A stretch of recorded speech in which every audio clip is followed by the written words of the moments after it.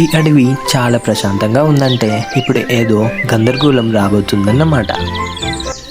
అబ్బో, ఇన్ని యాపిల్సా! ఈరోజు జింకకు ఫుల్ ఆఫ్ డైట్ అనుకుంటా. గుంటనక్క మాత్రం ఒరే ఆపిల్స్ నా వైపే చూస్తున్నాయా, చిన్న కథ కదరా ఇది అంటూ దోచేస్తుంది. జింక మాత్రం ఇక్కడే పెట్టా కదా, ఆపిల్స్కు నడిచే అలవాటు ఉందా ఏంటి అంటూ బాధపడుతుంది. జింక అంటుంది ప్లీజ్ నువ్వు చూసావా.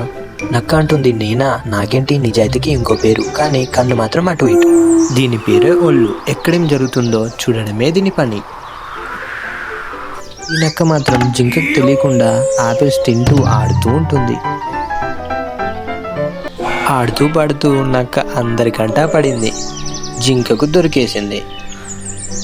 నక్క బాధపడుతుంటే జింక ప్రేమతో ఆపిల్ ఇస్తుంది. దొంగలించడం కంటే ఆపిల్స్ పంచుకోవడమే బెటర్ అనిపిస్తుంది.